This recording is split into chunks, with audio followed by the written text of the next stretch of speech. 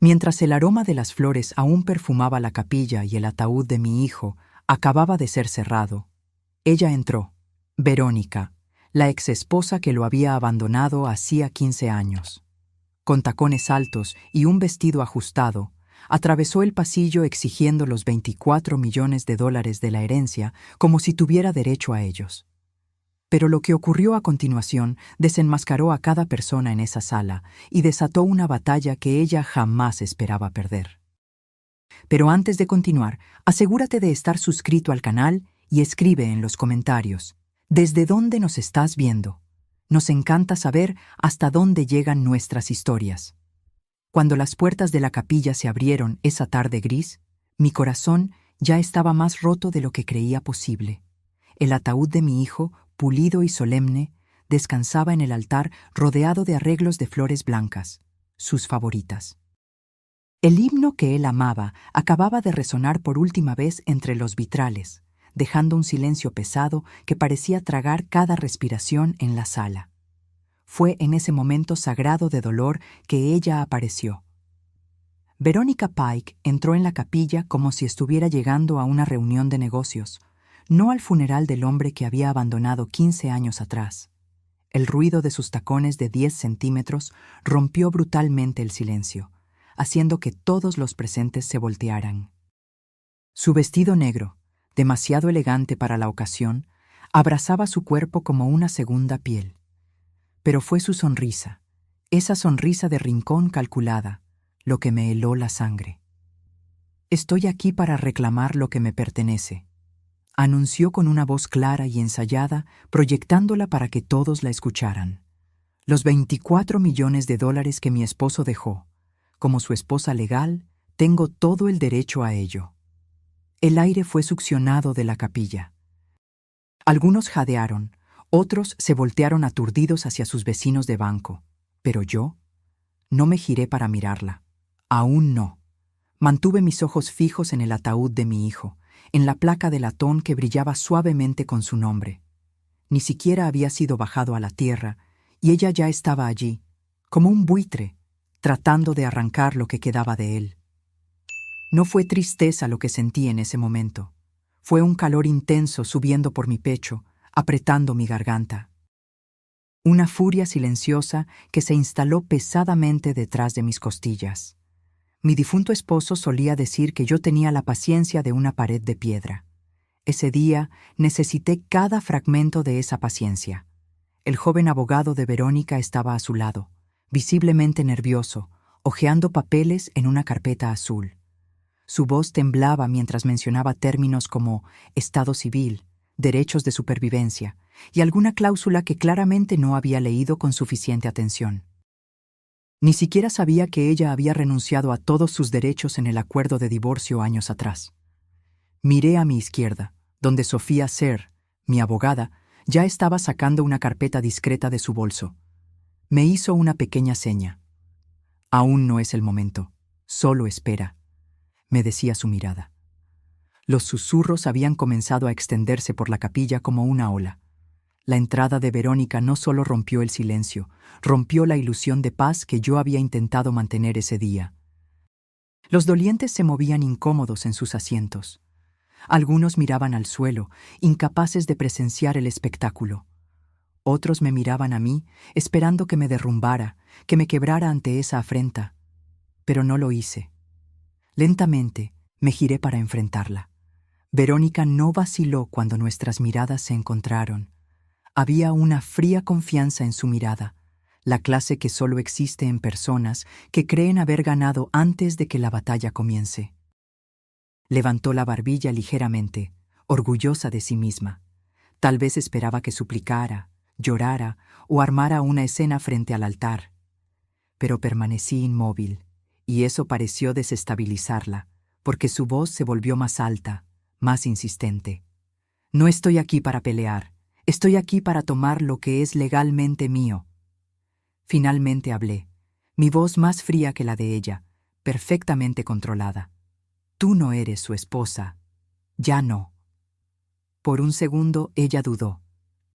Su abogado susurró algo, volteando una página en sus documentos, pero pude verlo en su rostro. Ella esperaba que yo no conociera la ley. Esperaba que estuviera demasiado perturbada para reaccionar. Pensó que este funeral era su escenario y que yo estaría demasiado rota para contraatacar.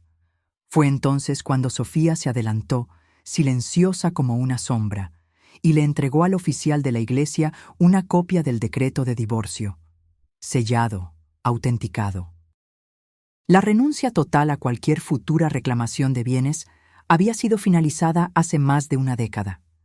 No necesité decir nada más. La verdad estaba allí, impresa en tinta oficial, y el silencio que siguió fue más ensordecedor que cualquier grito. Alguien tosió nerviosamente. Otro murmuró: «Dios nos ayude». Verónica se quedó quieta, con los labios apretados, los ojos recorriendo los bancos de la capilla. Estaba esperando que alguien la defendiera. Nadie lo hizo. Y yo me quedé allí, no triunfante, no arrogante, solo firme. Pasé 15 años criando a mi hijo sola, después de que ella lo dejó, sin nada más que deudas médicas y un corazón destrozado. Estuve presente en cada sesión de radioterapia, cada cirugía, cada llamada nocturna, cuando el dolor venía más rápido de lo que los medicamentos podían seguir. Ella estuvo ausente, completamente desaparecida, hasta que el dinero valió la pena para regresar. Cuando finalmente me giré para salir de la capilla, no miré hacia atrás. Caminé hacia la salida con Sofía a mi lado, nuestros pasos lentos y uniformes, como si estuviéramos marchando hacia una batalla que apenas comenzaba. Escuché a alguien susurrar mi nombre con simpatía. Otro dijo: «Justicia». Pero yo no necesitaba simpatía. No quería justicia. Todavía no. Porque sabía que esto no había terminado, ni de lejos. Lo que estaba por venir haría que el funeral pareciera solo un preludio. Afuera, el viento había aumentado, azotando hojas secas alrededor de los escalones de piedra. Sofía me alcanzó y silenciosamente me entregó un sobre marrón. Lo puse debajo de mi brazo sin decir palabra. Ambas sabíamos que lo necesitaría muy pronto. El director de la funeraria nos encontró en la acera, claramente perturbado, para disculparse por la interrupción. Le dije que no se preocupara.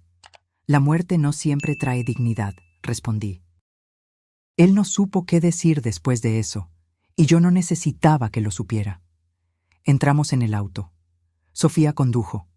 Me senté en el asiento del pasajero, mirando por la ventana, con las manos cruzadas, respirando despacio, no calma, solo controlada. Hay una diferencia. Tomamos exactamente 11 minutos para llegar a la oficina de SER y Asociados en el centro de la ciudad. La asistente de Sofía ya había preparado la sala de conferencias, cerrando la puerta detrás de nosotras y asegurándola con un suave clic que parecía sellar el mundo exterior. Sofía puso 2 documentos sobre la mesa de madera oscura y los alisó con manos precisas. El primero era el último testamento actualizado de mi hijo, fechado 9 meses antes de que falleciera. Yo estaba sentada a su lado cuando lo firmó, sus manos delgadas pero firmes. En el documento dejaba todos sus bienes para mí: el dinero, las acciones de la empresa, la propiedad, el seguro, incluso los derechos intelectuales de la aplicación que había diseñado en sus meses finales. No había mención a Verónica, ni una sola línea. El segundo documento era el acuerdo de divorcio de 15 años atrás. Una renuncia total de derechos futuros a cualquier bien actual o futuro, finalizada y autenticada. Sofía tenía la copia certificada en mano, junto con el registro del notario. Sin fisuras, sin ambigüedad. Aún así, la voz de Sofía era mesurada cuando habló. «Verónica no tiene en qué apoyarse, pero es audaz. Espero que esto escale». Asentí, mi mandíbula apretada, no por miedo, sino por un enfoque absoluto. Si Verónica quería convertir esto en una guerra, la encontraría en las líneas del frente. Había llorado por mi hijo con cada parte de mi ser. Ahora defendería lo que él dejó. No permitiría que una mujer que desapareció por 15 años convirtiera el capítulo final de su vida en un circo legal. Sofía me entregó una copia del inventario de los bienes, cuidadosamente listados en categorías. Le eché un vistazo rápido: cuentas bancarias, acciones de la empresa, la casa del lago, el apartamento, incluso el auto. Entonces vi el último ítem, una carta en video particular grabada por mi hijo y almacenada digitalmente bajo protección de abogado. Yo no sabía que él había hecho eso. Sofía golpeó la carpeta con determinación. Es hora. Condujimos hasta el juzgado, no para una audiencia formal, sino para una reunión que Sofía había programado con el juez responsable de procedimientos de emergencia de sucesión. Una cortesía concedida debido al tamaño de los bienes y a la obvia tensión a su alrededor. Él accedió a revisar los archivos por adelantado y confirmar que las reclamaciones de Verónica serían marcadas como inválidas inmediatamente después de la presentación.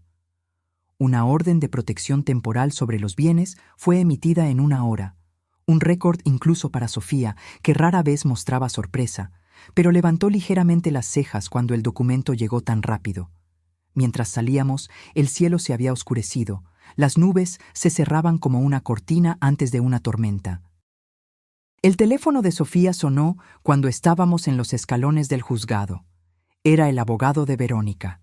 Ella contestó en altavoz, permitiendo que yo escuchara cada palabra. La voz de él se quebró mientras pedía una reunión para discutir una posible resolución conjunta. Sofía respondió con una frialdad profesional que ya conocía bien. Todas las conversaciones debían ser por escrito, y la interferencia de Verónica en un servicio religioso sería incluida en cualquier respuesta formal. No hablé durante la llamada. No lo necesité. Pasé años siendo silenciosa por la paz, por mi hijo, por la familia. Ese tiempo se había acabado en el momento en que Verónica dijo $24 millones frente a su ataúd. Esa noche, en casa, abrí la carta en video particular. Mi hijo estaba sentado en la silla cerca de la ventana, la misma silla en la que solíamos leer juntos cuando él era solo un niño. Su voz era tranquila, su tono claro y firme, a pesar de la evidente debilidad física. Habló sobre la fundación que quería que yo construyera, las becas comunitarias, el jardín conmemorativo detrás del laboratorio de tecnología.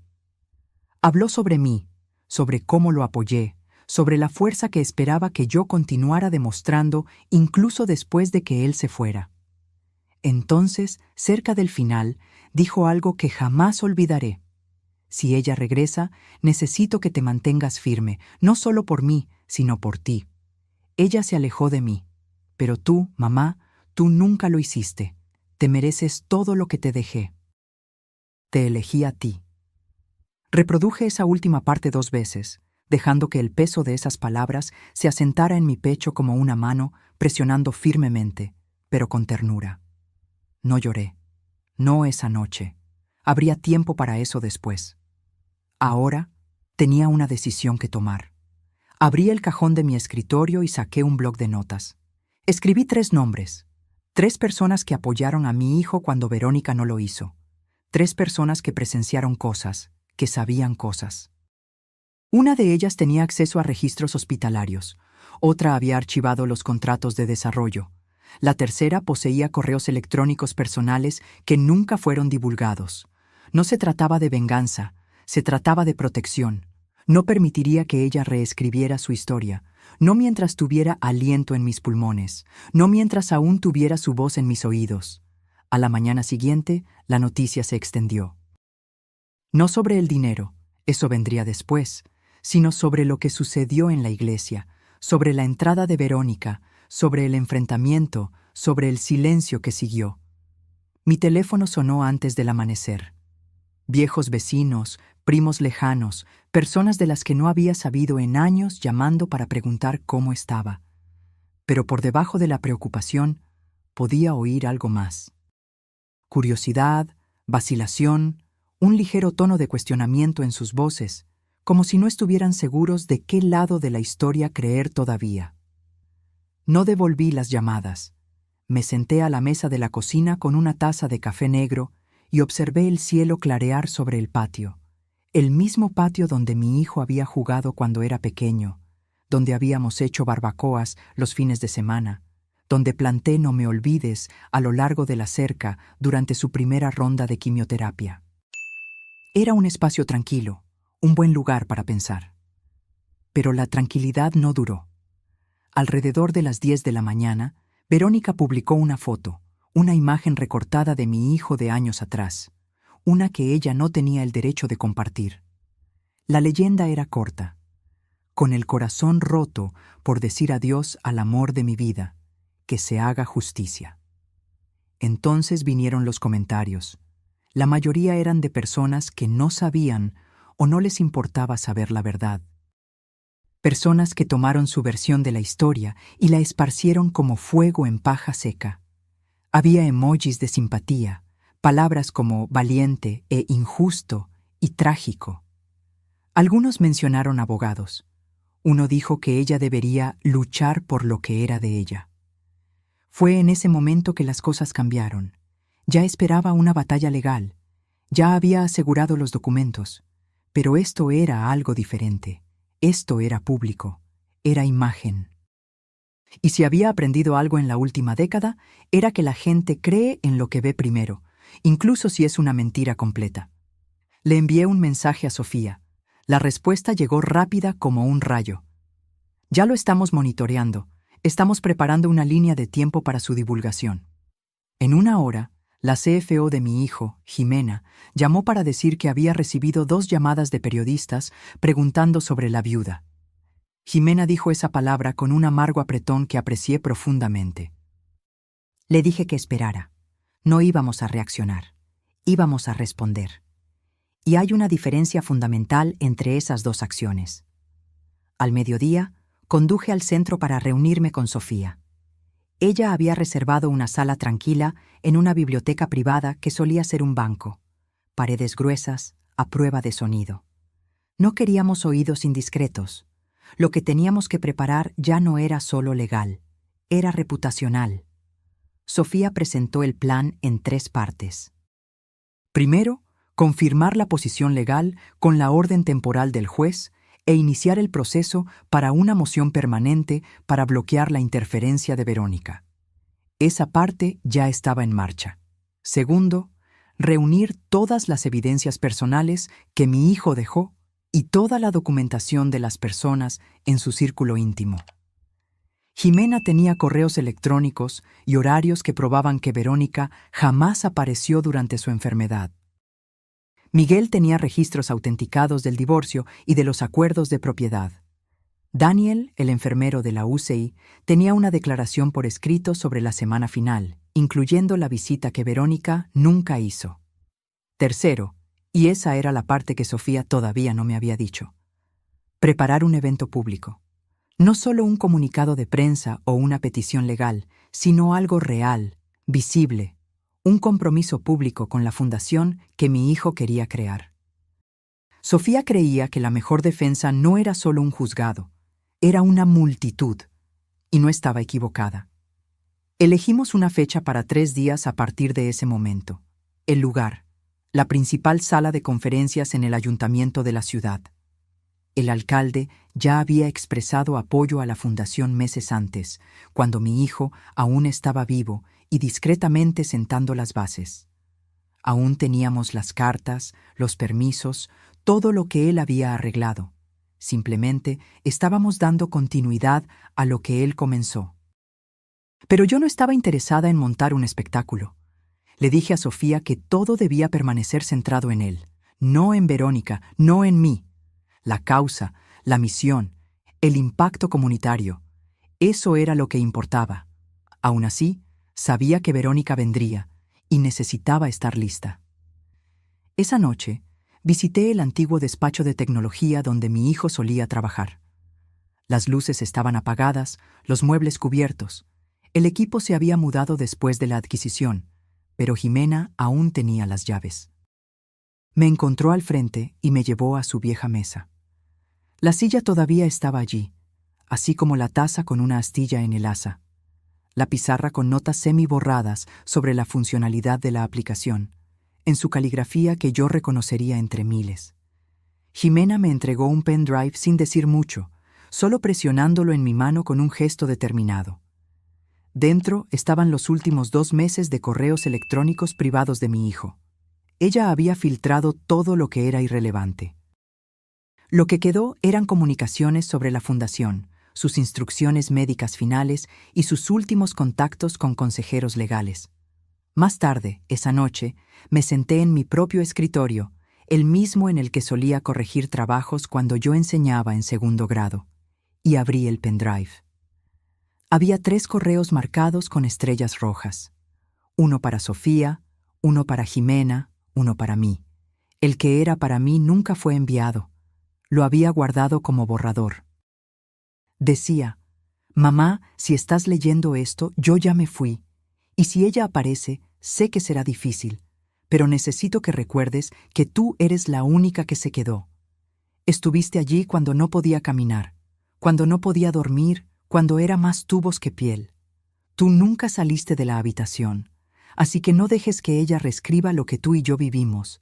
Yo te elegí a ti, no a ella, nunca a ella». Fue en ese momento que mi duda desapareció.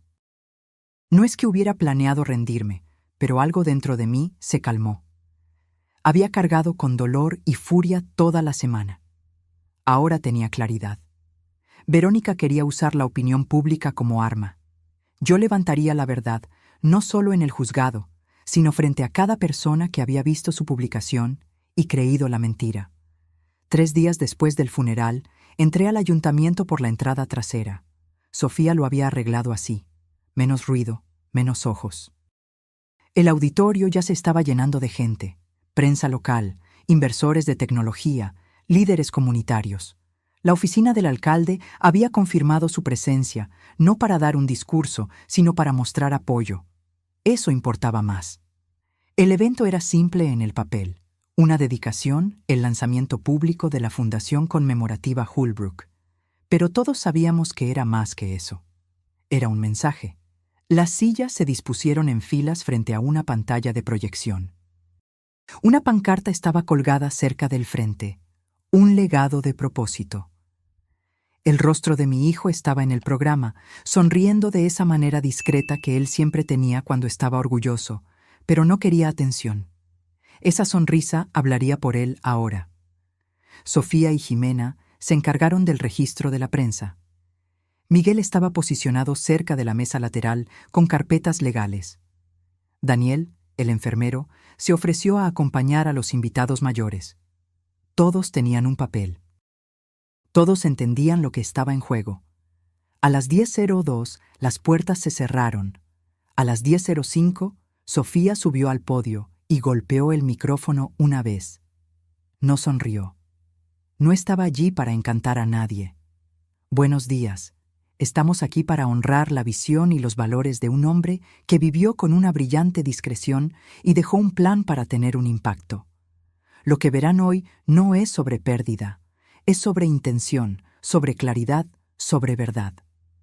Ella se apartó y las luces se apagaron. La pantalla se iluminó con un video fechado 5 semanas antes de su muerte. Mi hijo estaba sentado en una silla, con los hombros un poco encorvados, los ojos cansados, pero enfocados. El fondo era su oficina en casa, esa llena de libros y plantas y fotos que yo conocía de memoria. Su voz llegó tranquila, pero firme. «Si estás viendo esto, entonces ya no estoy por aquí, pero quería explicar con mis propias palabras por qué tomé las decisiones que tomé. No quería confusión. No quería discusiones. Quería que la verdad hablara por sí misma». Continuó describiendo su enfermedad, sus esperanzas para la fundación, su decisión de dejar sus bienes para mí y solo para mí, sus razones. No eran emocionales, no eran vengativas, solo mesuradas y claras. «Ella se fue», dijo sin dudar.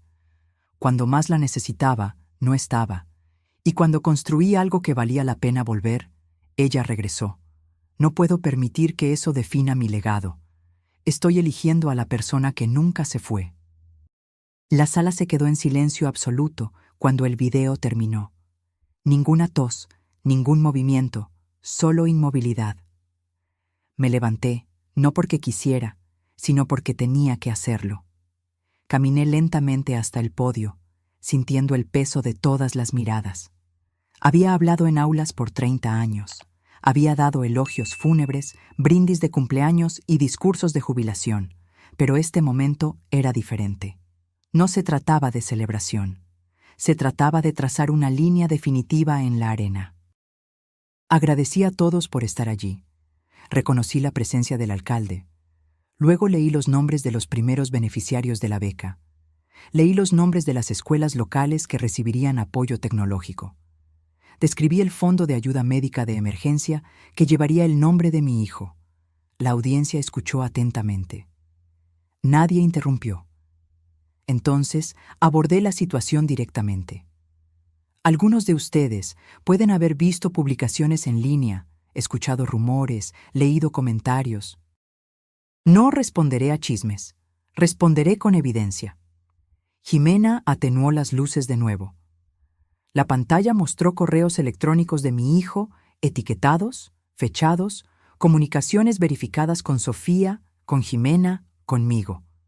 Documentaban sus intenciones, sus planes de herencia revisados, sus designaciones de beneficiario de seguro canceladas, todo, la base incuestionable de los hechos.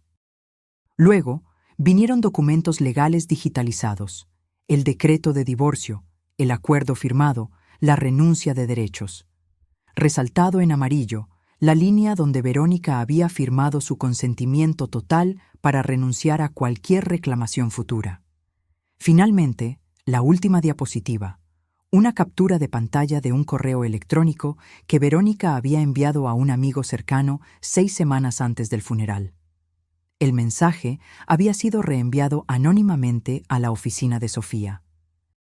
En él, Verónica escribió: «No me importa lo que cueste.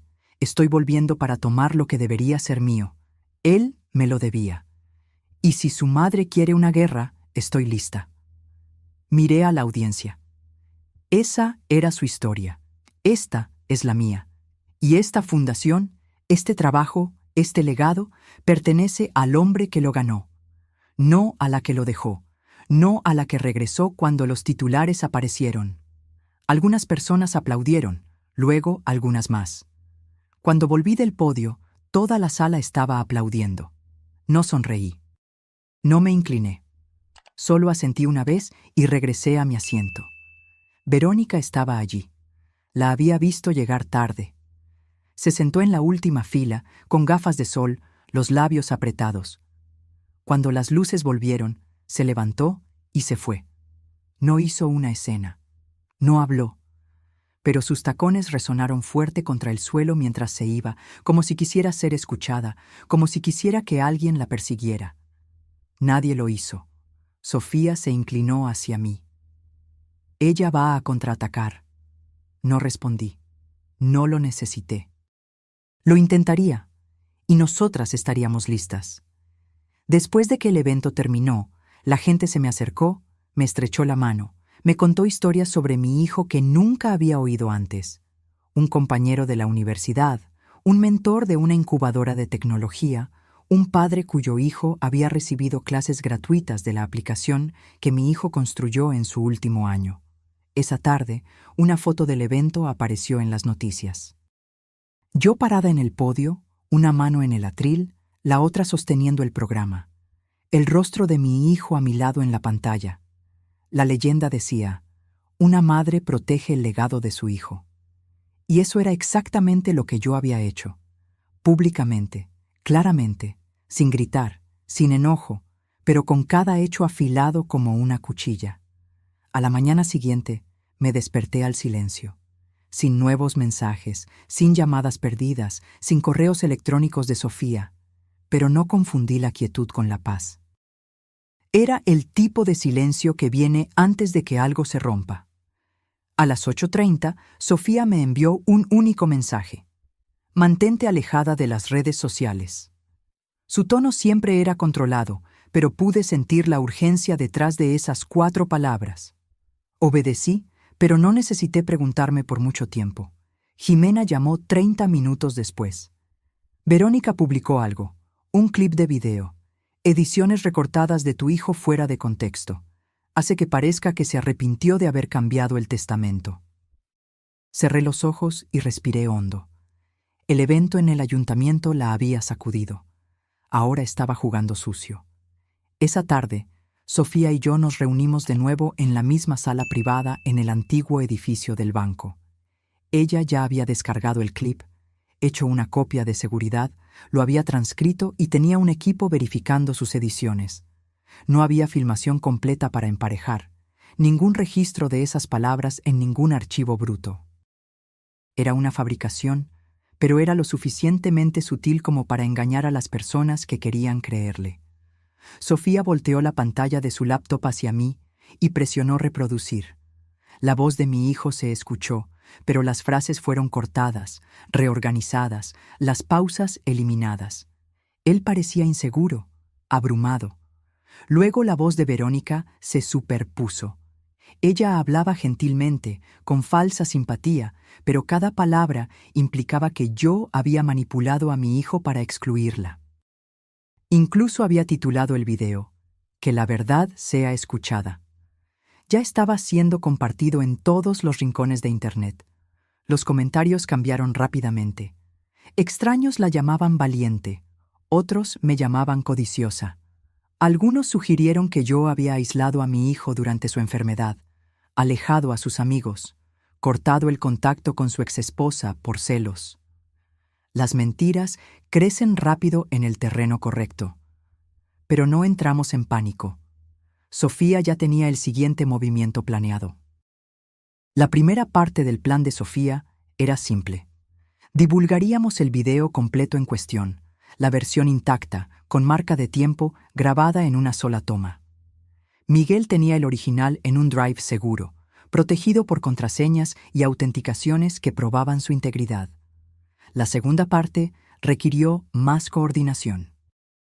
Hacia el final de ese día, Jimena había logrado conseguir permiso de 3 ex socios de negocios de mi hijo para compartir comunicaciones internas. Correos electrónicos archivados, notas de reuniones, mensajes de mi hijo expresando su decepción con el comportamiento de Verónica a lo largo de los años. En un mensaje fechado 2 años antes de su muerte, él escribió: "Ella contactó de nuevo, no para preguntar por mi salud, no para disculparse, solo para saber si la IPO se había completado. Estoy cansado de fingir que la gente se preocupa cuando no lo hace. Ya no tengo energía para esto". Sofía reunió todo esto en un paquete meticulosamente organizado y etiquetado como documentación de patrón de comportamiento. Limpio, profesional, devastador en su simplicidad. A la mañana siguiente, realizamos una conferencia de prensa. No fue algo llamativo, sin un podio elaborado, sin dramatización, solo una sala de conferencias con un proyector y paquetes impresos para cada persona presente. Sofía abrió con una única frase que resonó en la sala. "La desinformación es peligrosa. Aquí está la verdad". Luego reprodujimos el video original completo. El mensaje no editado de mi hijo, tranquilo, claro, confiado. Explicó sus decisiones sin dudar, sin confusión. Me nombró como su única ejecutora, su única cuidadora, su única familia restante. Distribuimos las evidencias por escrito. Dimos tiempo para preguntas. No ofrecimos frases hechas. No creamos giros narrativos. Simplemente presentamos hechos incuestionables. Verónica no respondió públicamente, pero no lo necesitaba. El daño a su credibilidad ya era visible. Esa noche, uno de los blogs de la comunidad que la había elogiado antes emitió una discreta retractación. Otro eliminó el video manipulado de ella. Un tercero publicó transcripciones lado a lado mostrando cómo el clip había sido alterado. Aún así, no era suficiente, no para mí. Los hechos estaban de mi lado, pero yo no estaba persiguiendo solo hechos. Estaba persiguiendo una claridad absoluta. Entonces tomé una decisión. Llamé a Jimena y le pedí que divulgara el memorando interno que mi hijo había escrito durante su última hospitalización. Había sido destinado a la junta directiva de la empresa, pero el tono era profundamente personal. El memorando detallaba su plan para la fundación, sus razones para crearla en mi nombre, su deseo de distanciar a la organización de cualquier persona que lo hubiera abandonado. Al final, él escribió: «No quiero que mi nombre sea usado para nada falso, nada superficial. Si la gente va a recordarme, que sea por lo que realmente hice y por quien realmente me apoyó». Sofía dudó antes de aceptar. Era una pieza poderosa, pero también agitaría las cosas de nuevo. Le dije que ese era precisamente el objetivo. El memorando se publicó al mediodía, con el consentimiento de la Junta y respaldado por la Fundación. No atacó a Verónica directamente. No la mencionó por su nombre, pero expuso cada mentira que ella había contado simplemente por existir, como un rayo de luz que disipa sombras. Por la noche, comencé a recibir mensajes. Extraños, sobrevivientes de enfermedades graves, cuidadores, personas que habían visto a seres queridos morir lentamente y solos. Escribieron para decir que entendían, me creían. Habían visto a personas aparecer demasiado tarde solo para reclamar algo que no habían ganado. Pero incluso eso no me satisfizo por completo, porque Verónica no había terminado. A las 10:30 de esa noche, Sofía me llamó de nuevo. Ella presentó una moción para impugnar el testamento. Alega que tu hijo fue coaccionado. Alega que no tenía plena capacidad mental cuando hizo los cambios finales. Le pregunté a Sofía cuán fuerte era la alegación. Débil, respondió, pero forzará una respuesta formal. Iniciará el descubrimiento. Abrirá registros. Le dije que no tenía miedo de los registros. Déjala cavar, porque cuanto más profundo vaya, más descubrirá la verdad que estaba tratando de enterrar. Esto ya no era solo sobre una mentira, era sobre el carácter, y el carácter tiene un alcance mayor que el dinero. La moción llegó tarde un jueves. Sofía me reenvió el documento a las 21:42, exactamente como yo sabía que lo haría, limpio, anotado, con una nota corta en la parte inferior. No necesitas responder aún, pero deberías ver esto. Leí cada página con atención meticulosa. El equipo legal de Verónica me acusaba de influencia indebida. Alegaban que mi hijo había sido manipulado emocionalmente, que yo lo había aislado, que lo había coaccionado a reescribir el testamento cuando su mente estaba oscurecida por la medicación y la enfermedad. Me llamaban controladora, opresora, implacable. Me senté sola a la mesa de la cocina, la misma mesa donde yo solía esparcir proyectos de ciencias y tarjetas de vocabulario, la misma mesa donde había rapado la cabeza de mi hijo después de su primera ronda de quimioterapia, tratando de hacerlo reír mientras el cabello salía en mechones. Ahora esa mesa contenía una acusación de que yo le había robado, lo había doblegado a mi voluntad, había usado su dolor para mi propio beneficio. Me permití sentirlo por completo. No el enojo, aún no, el dolor. Se instaló en mi pecho como algo viejo que regresaba, algo con peso, algo con lo que pensé que ya había hecho las paces. Ese dolor regresó esa noche porque leer esa moción era revivir cada hora que me había sentado a su lado. Cada vez que había sostenido una bolsa de vómito en una mano y sus dedos en la otra, cada vez que había presionado el botón de morfina cuando la enfermera no llegaba lo suficientemente rápido, me llamaron implacable. Pero ellos no estaban allí cuando yo le leía mientras él tenía náuseas, cuando yo cambiaba las sábanas a las 3 de la mañana, cuando yo le masajeaba los pies para que pudiera dormir. Ellos no estaban allí la noche en que se despertó gritando y no podía recordar qué año era. Ellos no estaban allí la tarde en que él me pidió, claramente y con plena capacidad, que me asegurara de que ella nunca recibiera un centavo. Yo sí. Así que dejé que el peso se asentara. No luché contra él, no lo aparté. Me serví un vaso de agua. Me quedé quieta, perfectamente inmóvil, mientras dejaba que las palabras me lavaran. Y me recordé exactamente quién era yo, no la mujer que ellos describieron en el papel, sino la madre que se quedó. A la mañana siguiente, me reuní con Sofía en su oficina. Ella ya había redactado nuestra respuesta inicial, pero antes de registrar cualquier cosa, nos sentamos en silencio por un tiempo. Ella me observaba como si estuviera esperando que yo cediera o explotara de enojo, o me derrumbara en lágrimas. No hice nada de eso. Simplemente dije, vamos a hacerlo de forma limpia, vamos a hacerlo final. Ella asintió con una pequeña sonrisa de aprobación. Acordamos preparar una declaración juramentada completa. El testimonio de Daniel como enfermero, la declaración de Jimena como CFO, los registros autenticados de Miguel.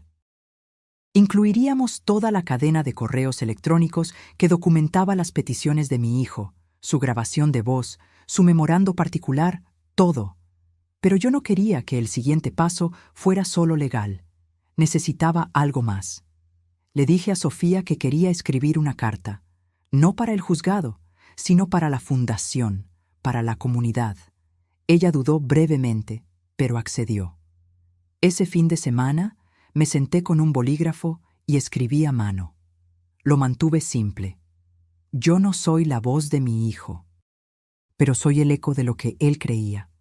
Él creía en la justicia, en la decencia, en la verdad que no necesita gritar para ser escuchada. Él construyó lo que construyó no por fama o legado, sino porque quería resolver un problema, dejar algo útil atrás. Yo me quedé a su lado. No lo hice por recompensa. No lo hice por reconocimiento. Lo hice porque lo amaba y porque creo en lo que él quería que esta fundación fuera. La semana siguiente, Sofía registró la refutación completa. Era más larga que la moción original, más detallada, más sustancial con documentación irrefutable. Entonces esperamos. Durante ese tiempo, Verónica hizo exactamente lo que esperaba. Fue a la prensa, dio entrevistas, interpretó el papel de la viuda inconsolable. Habló sobre amor y memoria y corazón roto. Compartió fotos cuidadosamente seleccionadas. Lloró cuando las cámaras lo exigían, pero algo había cambiado. El público ya no estaba tan seguro. Algunos artículos comenzaron a usar la palabra supuesto antes de sus alegaciones. Comentaristas comenzaron a hacer referencia al video completo, a los correos electrónicos, a las contradicciones evidentes entre lo que ella decía y lo que los documentos mostraban. La verdad no siempre se mueve rápido, pero se mueve de forma constante e implacable. Sofía me dijo que podría llevar semanas para que el juez revisara la moción. Me advirtió que Verónica podría presionar por una audiencia, intentar retrasar las cosas, intentar desgastarnos con el tiempo. Le dije que no estaba preocupada porque ya había esperado por cosas peores. Había esperado por análisis de sangre y resultados de biopsia y el sonido de máquinas pitando en medio de la noche. Esperar por fechas de juzgado y revisiones de documentos no me asustaba. No como ver a tu hijo languidecer día tras día, hora tras hora. Durante esos días de espera, me mantuve ocupada.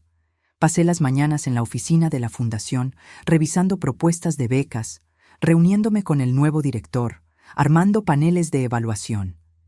Me aseguré de que el trabajo avanzara. Mantuve mis manos ocupadas para que mi corazón no se sintiera abrumado por el peso de la espera. Una tarde, mientras revisaba informes de presupuesto, una voluntaria entró con una carta. Era manuscrita, sin dirección de remitente. Dentro había un mensaje simple. No estás sola, yo te creo. Vi a mi hermana ser destruida por alguien como ella. Gracias por hablar. No había firma, solo esas pocas líneas. Aquello me recordó que lo que estábamos haciendo no era solo sobre propiedad o herencia. Era sobre poner la historia en el lugar correcto. No con fuego, sino con enfoque. No con volumen, sino con verdad incuestionable. Esto era lo que Verónica nunca entendió. Ella pensó que el poder venía del ruido, de las acusaciones dramáticas, pero yo había aprendido que el poder real viene de la consistencia, y yo sería consistente hasta el final. La decisión llegó un miércoles por la mañana. Fue discreta, sin televisión, sin equipos de cámara, sin titulares gritando sobre justicia o fraude, solo una notificación de Sofía de que el tribunal había emitido su decisión. Ella había reenviado la copia oficial a mi bandeja de entrada. 212 páginas. Las leí todas. La moción para impugnar el testamento fue rechazada en su totalidad, sin juicio, sin audiencia. El juez había considerado que las pruebas eran claras y convincentes. Mi hijo tenía plena capacidad mental. Él había tomado sus decisiones deliberadamente. No había señal de coacción, manipulación o presión externa. Las alegaciones de Verónica fueron descritas como infundadas, especulativas y, en varias instancias, intencionalmente engañosas. Esa última frase importaba más que todas las demás. Intencionalmente engañosas. En lenguaje de tribunal, eso significaba más que solo perder. Significaba exposición, significaba vulnerabilidad, significaba consecuencias. El siguiente paso se movió más rápido de lo que incluso Sofía esperaba. En 48 horas, el tribunal ordenó una audiencia para revisar posibles sanciones contra el equipo legal de Verónica, por mal uso del proceso, abuso del sistema, intento de engañar a un tribunal de sucesión con materiales alterados. La audiencia fue programada para la semana siguiente. Inicialmente no planeaba asistir. Me había dicho a mí misma que el rechazo era suficiente, que no necesitaba ver las consecuencias, que ya tenía lo que vine a buscar, los deseos de mi hijo protegidos, su legado intacto. Pero 2 días antes de la audiencia, Sofía llamó. Verónica había enviado una solicitud de último minuto. Quería que la audiencia fuera cerrada al público, alegando angustia emocional, alegando que eso perjudicaría su reputación, alegando que interferiría en su capacidad para buscar trabajo y reconstruir su vida. El juez denegó su solicitud. Fue entonces cuando decidí que estaría allí, sentada en la última fila, presenciando silenciosamente el final de esta historia. Llegué temprano el día de la audiencia. La sala era pequeña, sin medios, solo las partes, sus abogados y algunos empleados del tribunal. Sofía se sentó a mi lado, su postura relajada, pero alerta. Verónica entró 5 minutos antes de que comenzara, vistiendo un traje azul marino excesivamente formal para el ambiente. Su cabello estaba recogido en un moño desordenado. No miró por la sala. Sabía que yo estaba allí, pero no me enfrentó. El juez entró. La audiencia comenzó sin ceremonias, sin drama, sin teatralidad, solo un análisis metódico de lo que había sucedido. Revisaron la moción que Verónica había registrado, el video que ella había publicado, la forma en que había sido editado, la declaración juramentada que contradecía su versión de los eventos. Analizaron los registros financieros, el historial legal, el patrón de su comunicación con personas cercanas a mi hijo, el momento de su aparición, sus declaraciones en las redes sociales antes y después del funeral. Desmembraron todo, pieza por pieza, exponiendo cada contradicción. Su abogado intentó argumentar que ella había sido engañada, que no había entendido completamente los riesgos, que había actuado a causa del dolor. Pero el juez lo interrumpió con palabras que jamás olvidaré. El dolor de perder a un hombre que abandonó no excusa la manipulación de este tribunal. Al final de la audiencia, quedó claro que las sanciones serían severas. El abogado de Verónica enfrentaría una revisión formal de la Orden de los Abogados del Estado. Ella sería obligada a pagar los honorarios legales asociados con la respuesta a su moción fraudulenta. El valor era considerable. El tribunal emitió un congelamiento de sus cuentas pendiente de pago. No era prisión. No era un escándalo nacional, pero era la versión legal de un ajuste de cuentas. La verdad finalmente cobrando su precio. Observé su rostro mientras el juez leía la decisión. Su expresión no cambió, ni una vez, pero sus manos traicionaron su aparente calma, apretando, soltando, una tras otra en un ritmo nervioso. Cuando el juez cerró la audiencia, Sofía y yo nos levantamos. No nos acercamos a Verónica. No nos demoramos, pero mientras caminábamos hacia la salida, ella se volteó ligeramente. No lo suficiente como para hacer contacto visual, pero sí para que yo viera la mirada vacía en sus ojos. Ella había entrado en esta batalla pensando que podría doblar la realidad a su voluntad. Salió con su nombre manchado en registros oficiales del tribunal, sus finanzas bloqueadas, su historia desvelada como una red de mentiras. Esa tarde, Sofía envió una declaración a los contactos de prensa de la Fundación. Breve, profesional. La Fundación Holbrook respeta los hallazgos del tribunal y continúa comprometida en llevar adelante la misión definida por su fundador. Consideramos este asunto resuelto. Sin triunfalismo, sin tono de venganza, solo finalidad. Me senté en mi jardín esa noche sola, en el mismo banco donde mi hijo una vez se sentó después de su primer examen limpio, y respiré la tranquilidad. No la paz completa, aún no, pero la tranquilidad que viene después de que una puerta finalmente se cierra.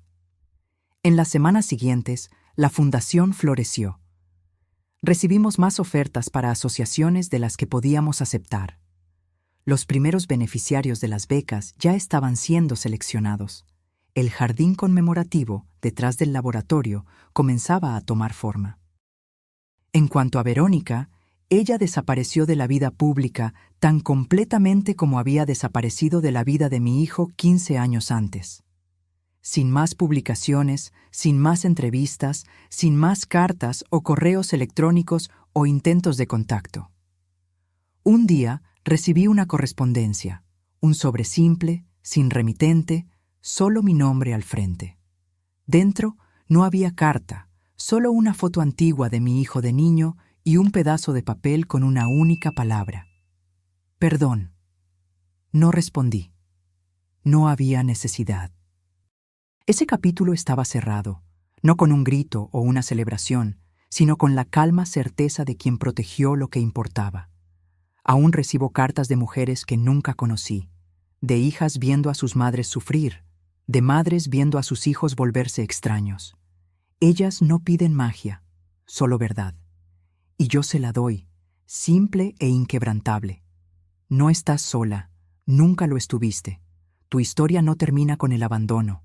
Puedes trazar la línea, puedes tomar el bolígrafo de nuevo. Y aunque el mundo nunca aplauda, tu paz es el aplauso más importante. Ahora, si te gustó esta historia, dale me gusta para apoyarnos y haz clic en este próximo video que está apareciendo en la pantalla, porque en él hay una historia de traición y giro como nunca antes habías visto.